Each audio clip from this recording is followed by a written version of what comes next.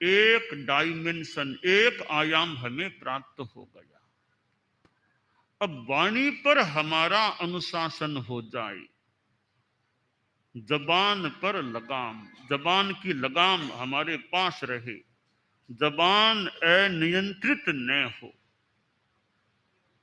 आदमी अपनी जबान से झूठ न बोले, जबान से फालतू कटु न बोले, गुस्से में न बोले, यह नियंत्रण हो गया तो मानना चाहिए काफी हमारा जबान पर काफी या पूर्णतः नियंत्रण हो गया। जबान से गलत बात नहीं कहना, जो बात कह दी है झटपट फिर उससे मुकरना नहीं चाहिए। तो यह जबान पर कंट्रोल अनुशासन हो गया तो यह स्वयं पर अनुशासन का दूसरा डायमेंशन, दूसरा आयाम हमें प्राप्त हो गया। अब हमारी इंद्रियां हैं, कान, आंख आदि आदि, इंद्रियों पर हमारा संयम, नियंत्रण हो गया। कान का भी संयम, आंखों का भी संयम, और भी इंद्रियों का संयम, जीभ का संयम। तो इंद्रियों पर हमारा नियंत्रण है। हम खाते क्या हैं, कितना खाते हैं, कोई मात्रा की लिमिट, सीमा है या नहीं, क्या खाएं क्या न खाएं, आदि आदि रूप में हमारा संयम खाने पर रहे।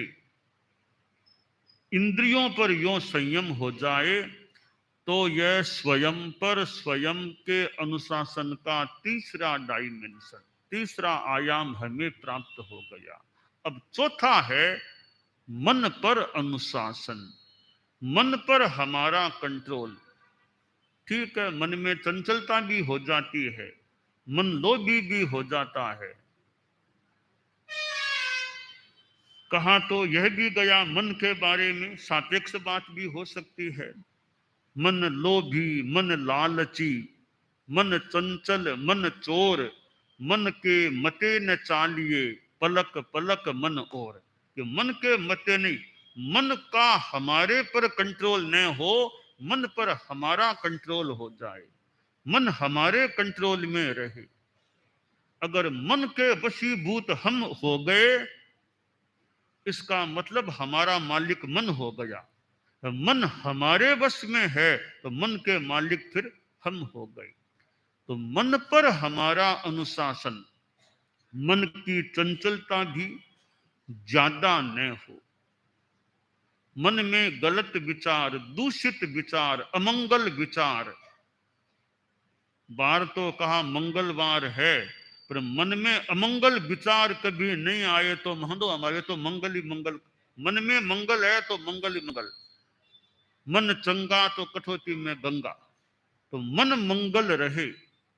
बार तो मान लो कोई कभी 7 बार आते रहते हैं, पर मंगलवार तो सप्ताह में एक दिन आता है, पर मन में मंगल यह तो 7 दिन रहना चाहिए, मन में मंगल रहे। संस्कृत में कहा गया, शिव संकल्प मस्तु में मन है, मेरा मन शिव कल्याणकारी संकल्प विचार दृढ़ निश्चय से युक्त हो।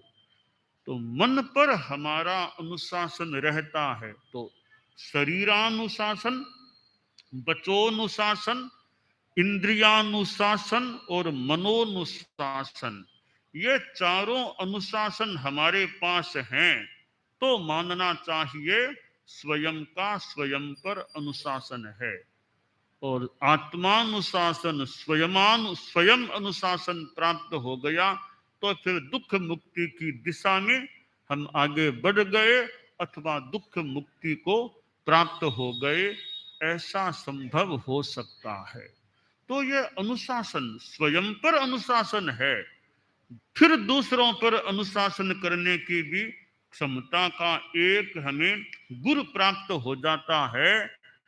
दूसरों पर अनुशासन करने वाला पहले स्वयं पर अनुशासन करना सीखे। कि मैं गुरु बन जाऊं, पहले तुम शिष्य बन सकते हो या नहीं? तो शिष्य नहीं बन सकता तो गुरु कैसे बनो? गुरु क्यों बनना चाहते हो? पहले अच्छा शिष्य बन सको तो कभी गुरु बनने की भी स्थिति प्राप्त हो सकती है। वो एक बच्चा बाबा जी के आश्रम में चला गया।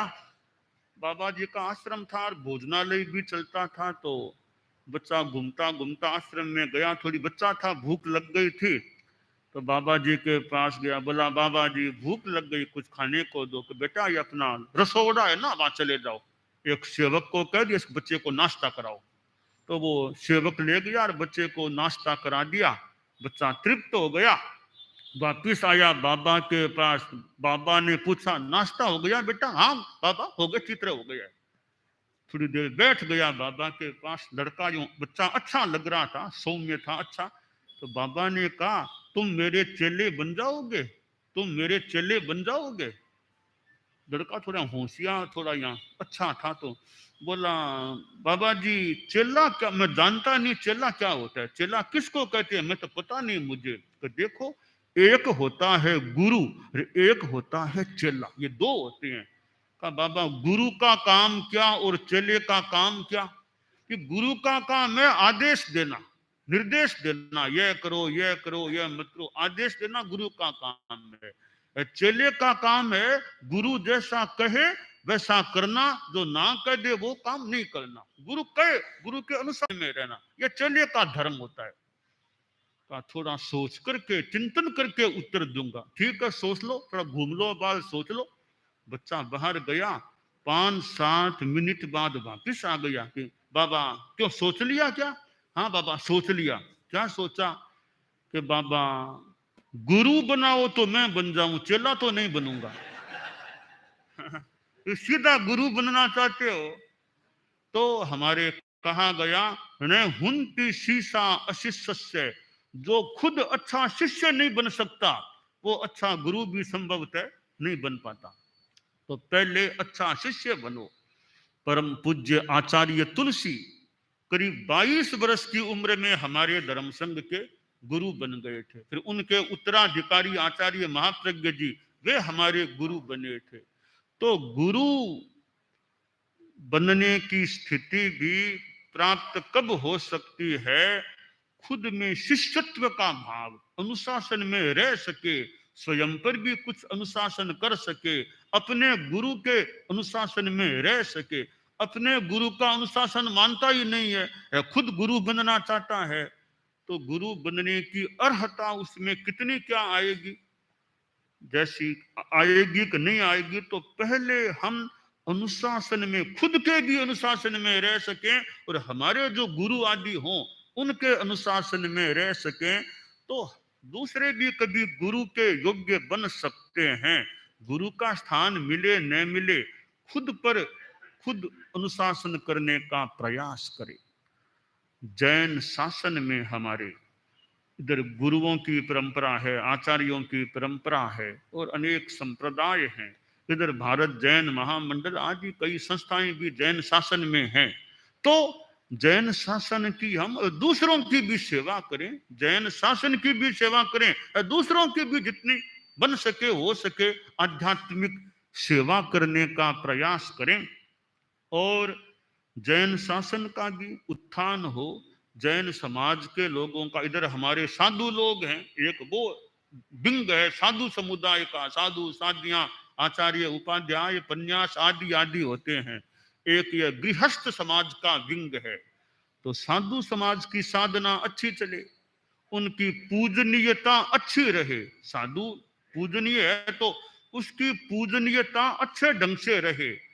श्रावक समाज में भी अच्छे संस्कार रहें, बच्चों में भी अच्छे संस्कार, बाल पीढ़ी है, युवा पीढ़ी है, उनमें संस्कार अच्छे तो सभी में हो, पर जो नई पौध है उस पर ज्यादा ध्यान दिया जाए। नई पीढ़ी है, बाल पीढ़ी है, उसमें कैसे धार्मिक संस्कार, धार्मिक ज्ञान, अपने सज्जनता के संस्कार, नैतिकता अहिंसा के संस्कार, ये अच्छे संस्कार आए।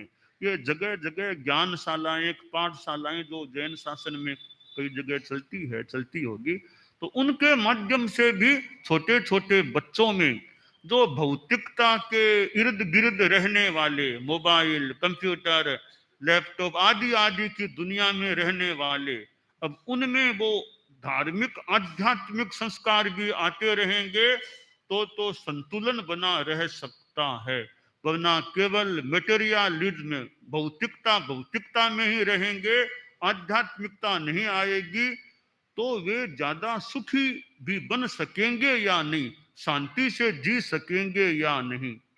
क्योंकि यह मेटेरियलिज्म में भौतिकता है, वो सुविधा तो दे सकती है, पर शांति के लिए स्पिरिचुअलिज्म आध्यात्मिकता है, वो शांति का मार्ग है।